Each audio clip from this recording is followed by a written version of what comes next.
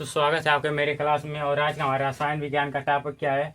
आदर्श और अनादर्श विलयन। क्या आदर्श और अनादर्श विलयन में अंतर। आज हम लोग क्या पढ़ेंगे? आदर्श और अनादर्श विलयन में अंतर। तो आदर्श विलयन में पहले हम पहला पॉइंट क्या लिखेंगे? आदर्श और अनादर्श विलयन में अंतर में हम लोग पहला पॉइंट क्या लिखेंगे?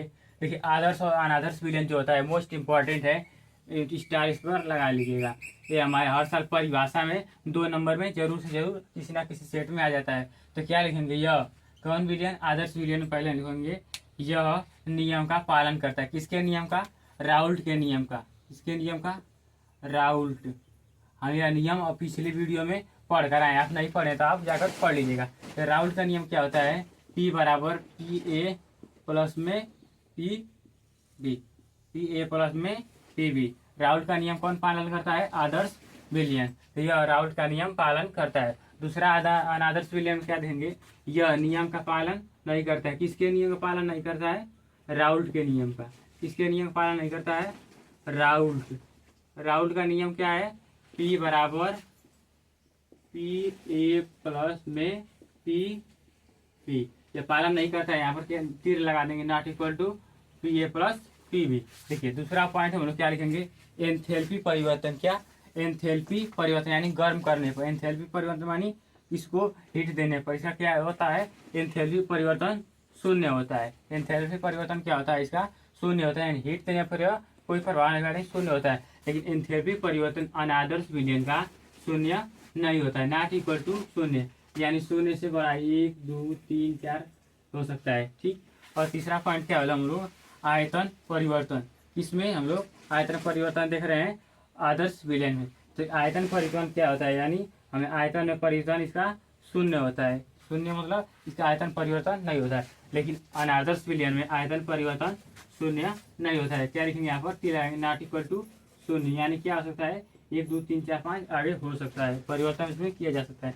और चौथा पॉइंट क्या है? यह कैसे प्रकृति से बनते हैं? आदर्श विलयन कैसे बने होते हैं? समान गुण से। क्या? समान गुण और समान गुण समान संरचना वाले से बनते हैं। जो आदर्श विलयन होते हैं समान गुण होना चाहिए और उनका समान संरचना होने वाले से बनते हैं। देखिए, अब हम लोग इसमें देखेंगे यह भिन्न भिन्न गुणों से। क्या? इसमें रहेगा भिन्न भिन्न। ये जो अनादर्श विलयन है जो भिन्न भिन्न गुणों वाले यौगिक से बनते हैं, तो भिन्न भिन्न वाली संरचनाओं से बनते हैं। एग्जाम्पल में हम लोग क्या लिख देंगे?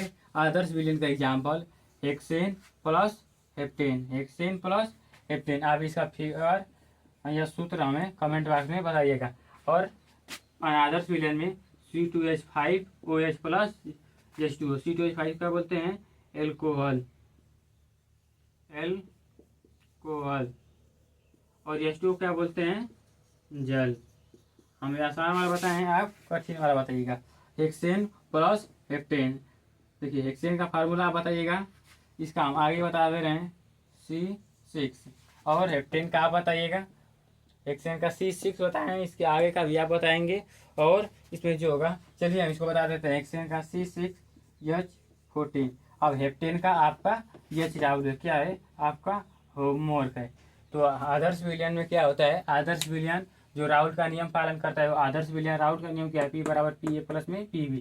आदर्श विलयन में एंथैल्पी परिवर्तन शून्य होता है, यानी 9 के बराबर होता है, 9 ही होता है। और आयतन परिवर्तन यानी वॉल्यूम परिवर्तन क्या होता है? इसमें शून्य होता है। ये समान गुण और समान संरचना वाले से यौगिक से बनते हैं। इसमें एग्जाम्पल क्या होगा? हेक्सेन प्लस में हेप्टेन।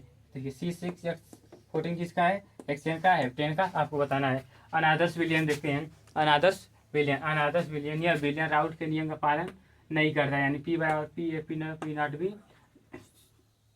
एंथैल्पी परिवर्तन इसका शून्य नहीं होता। एंथैल्पी परिवर्तन यानी इसको गर्म करने पर। एंथैल्पी परिवर्तन मतलब गर्म करने पर इसकी जो परिवर्तन, गर्म करने पर, गर्म करना। एंथैल्पी मतलब हीट। H मतलब हीटिंग पॉइंट। वॉल्यूम आयतन मतलब वॉल्यूम। वॉल्यूम परिवर्तन जो होता है अभी 0 नहीं होता है, यानी कुछ 1 2 3 4 इसका परिवर्तन हो जाता है। ये भिन्न भिन्न संरचनाओं और गुण वाले यौगिक से बनते हैं। एग्जाम्पल में क्या है? C2H5OH एल्कोहल और H2O बोले तो जल। तो आज का हमारा टॉपिक समाप्त हो गया। और आदर्श और अनादर्श विलयन। फिर मिलते हैं अगले वीडियो में अगले टॉपिक के साथ।